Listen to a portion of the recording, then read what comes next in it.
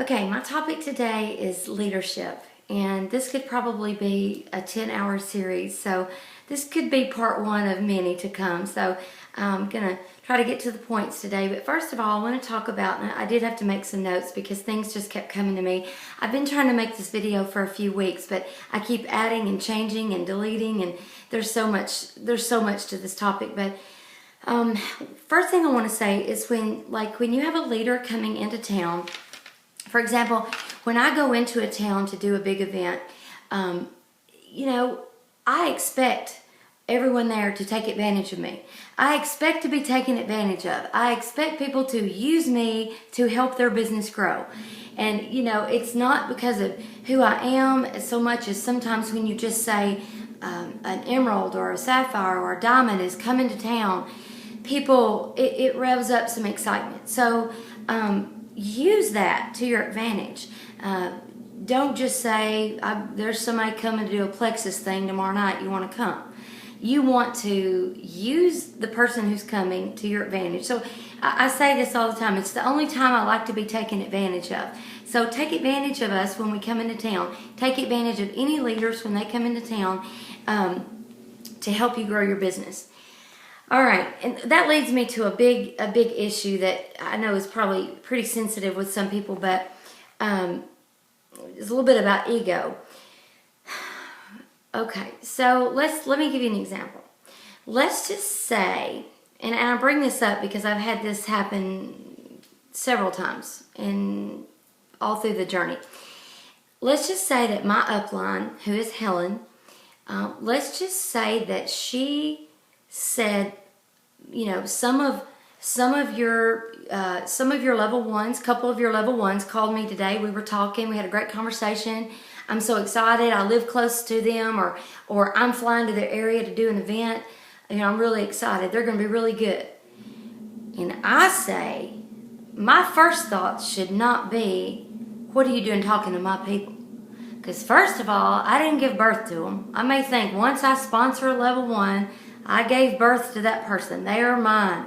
All hands off. No one touched them. They're mine. But that's not the case because, okay, if they're my people, they're also Helen's people. And why would I want to shoot my own foot off? If she wants to work with my people, who are her people too, are you kidding me? Why do I want to? I'm one person. I can't work with everybody as fast as they need to be helped. So if she is willing to work with my people, her people, I should be like thanking her, like bowing down to her, thanking her. If she's going to spend her time, her money, her effort, away from her family to go work with her level 2s and 3s, which are my level 1s and 2s, so be it. More power to her. I mean, that is the thought that I should never have is, why are you talking to my people? Why didn't they come to me? Why didn't they ask me about that? All the time, my people talk to Helen, and even her people talk to me and just, say fun things. They'll message me and say, hey, just want to let you know what's going on. I'm so excited. Like, that's just part of it. We're a family. We're a team. There's no, you're hers, you're his. I don't know. That's a hard one for me to understand. But personalities are different. And some of the stronger personalities tend to be the personalities that have a hard time letting their people go above them, who is also, their downline as well. So it's kind of weird. But anyway, that's a personal growth issue, and until people, you can only go so far with that, and then you're gonna have to. You're only gonna go so far with that. Things are gonna happen. You want your people. You may be a competitive, strong personality. You want your team to pass you. You want your team to do better than you ever did. That's what you want if you're smart. And if your upline says, "Hey, I'm going to California to work with a couple of my people. You've got a person there. Would you like me to work with them, invite them, do something with them?" You should be like thanking them and respecting them and being so grateful. So anyway, just my 2 cents on that. I'm not the smartest cookie in the jar, but I am smart enough to know if Helen wants to work with my people, her people, she can so do it all day long. You know, I didn't get into this business. I think we've got over 10,000 people on my team, and I didn't get into this business to manage people and to claim all those people as my people.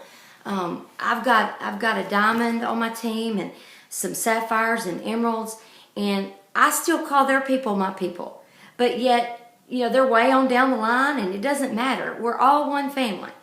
And do I go and run and call their level 4s, which are my 5s and 6s and 7s, do I call those people every day? No. But if they need me, I'm there for them. I include them in our leadership things and all kinds of stuff. So, you know, always open your events to everybody, because it just helps, you know, to have everybody there. So, anyway, I guess enough about that. All right. This is a biggie.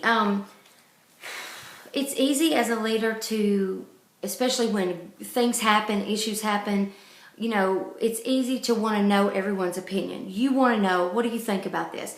But you got to be careful who you ask that of, because you don't ever want to ask your own team. If there's, let's say, you know, there's a lot of growing pains in a company, and our company is a new, rapidly growing company. It's exciting right now. Lots of things are happening.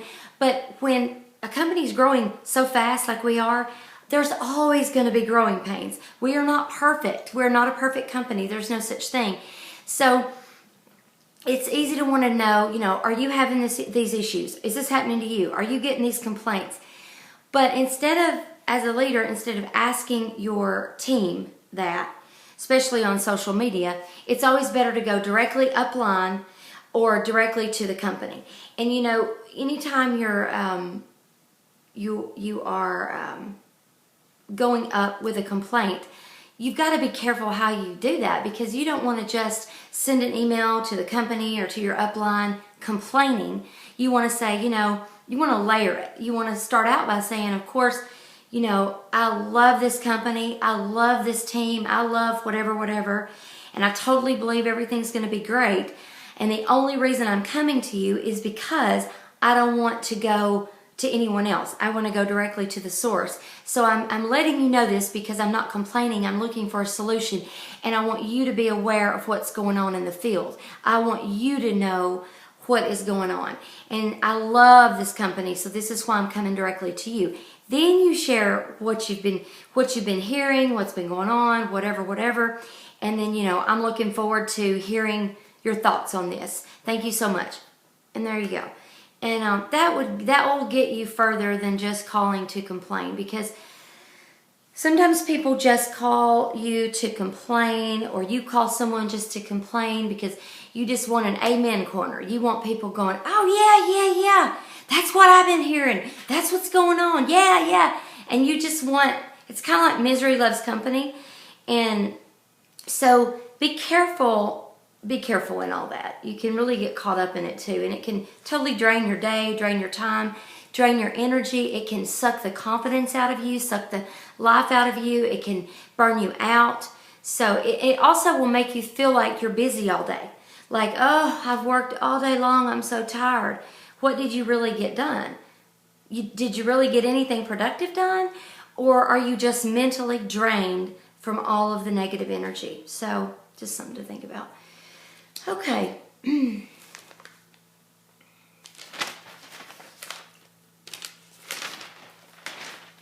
Okay. You do not have to be liked as a leader. Not everyone likes you. How's that feel, right? Not everyone likes me. It's okay. I would rather be respected all day long as to be liked. For example, if I have broccoli in my teeth and I'm with a friend, and that friend does not tell me that I have something in my teeth, I'm going to be mad. I'm going to think, why didn't you tell me that? I see it in the mirror. I didn't want to hurt your feelings. Well, that's someone who loves you. They like you, but they don't want to hurt your feelings. I would rather them say, hey, you got something in your teeth, you need to get that out. You know, we're about to walk into a meeting. That you have earned the respect enough of that person for them to tell you that. And they respect you enough to tell you that. So I don't know how I come up with that, but it's better to be respected than to be liked. And the way you earn respect, I believe, I just wrote down a few key points, just 3 things, is you never ask your team, or anyone for that matter, to do anything that you're not willing to do or that you've not already done. And I think that if you've walked the path and you've been in their shoes, then you've earned the respect to say, this has happened to me, this is how I would do it, if they're asking for your advice. So just never ask them to do anything that you've not done or you wouldn't do. I think that's one good thing. The second thing is, if you always do things morally with character, you're not questioned because you're doing things the right way, you can put your head down on the pillow at night, then I think that you also, can earn the respect. Because, somebody may ask you something and they may be wanting a certain answer. And you may not give them the answer they want, but it's the right answer in your heart. They'll come to respect that over time. They may have to do some personal growth to see that, but they'll come to respect that later. So, and then the last thing I put is just be in what you're in, whatever business you're in, be in it for the right reasons. If you're in it for the right reasons, it's okay to be competitive, but don't get lost, don't get caught up in too much of that so that you forget why you're on the journey, if that makes sense. So it just keeps things into perspective. And that's one reason I love to go and do events, because I love to hear the stories. It always keeps me grounded. It reminds me every time someone stands up with a testimony and shares what the products have done for them, and they're crying and I'm crying, it grounds me again. It always keeps me in place to remind me why I'm doing this. So then you've earned enough respect that when they call you for advice and they ask you something, or they start saying, this is what I'm doing, why isn't this working? You've earned the respect, hopefully, to say to them, okay, Susie, I love you, right? And she says, yep. And I say, okay, I love you, and that, I'm going to be tough on you because I want you to have the goals you're talking about, and I want to help you grow as a person. So what I'm about to say to you is not because I don't like you. It's totally because I love you and respect you, and I want you to grow. And I think that you are entrusting me to hold you accountable to do that. Am I right? And they go, oh, yeah. So then if you've earned the respect, then you should be able to tell them the truth and, say, I hope I'm telling you this because I want you to have what you have set out to want. And they should respect that, and they should get that if you've earned the respect. So this is also a biggie. If someone says to you, let's say that you have an ambassador who says to you, oh, I just wish I could sponsor someone. I'm just having the hardest time sponsoring someone, and I don't know how to talk to the people about the product. And I don't even know how much the products are, and I don't. So of course, y'all know, but by now, if you watch my videos, you don't give them the answers to that, but you give them the resources in which to find those answers. But, you can say, Susie, when was the last time you went to one of the events that was held in your local area? Or if they're local to you, you can say, when have you been to one of my events? Were you on the conference call last week? Or have you listened to the recording conference calls? Are you plugged into your upline and your groups and your events? And are you staying in contact? And if they're not doing their part, that's like me saying, oh, I wish I could be a skydiver. I just want to be a skydiver. I wish I could. What have I done to be one? I haven't went to skydiving school. I don't even like heights. You can't wish to do something and then not put forth the effort to do it. So be careful in buying into what people tell you they want. It's better to ask back a question to them and say, okay, Susie, you say you can't sponsor anyone. Tell me what you're saying. Tell me what you're doing. You talk to me. Tell me what's going on. What do you say when you're trying to sponsor someone? And if they can't tell you, then they're probably not even trying. They're probably just calling you to to be busy and have something to do that day. And I don't mind talking to people that are calling me for a solution and that I can give some advice to, and they use it and they throw the ball back and it works, and they attend things and prove to me that they're in it, to improve. But when people just call you to complain over the same things over and over and over, and they're not even listening and they're not taking your advice, then you've got to be done with that. You've got to be done with that, because they will again suck the life out of you. So, okay, don't enable. This is the last thing I have. Don't enable your people, and I talk about this a lot, but I wanted to take it one step further. Sometimes we want to help people so much that we do too much for them the entire time, and we help them get to Ruby, Senior Ruby, and Emerald. And we've done so much for them and answered all their questions, and we've done all their events, or we've done them with them, that when they become Emerald, we try to kick them out of the nest, and we're like, yay, you're a leader. And then they're like, they can't fly, they fall. And you don't think you should pick them up, because you think, well, they ought to know what they're doing. They're a leader.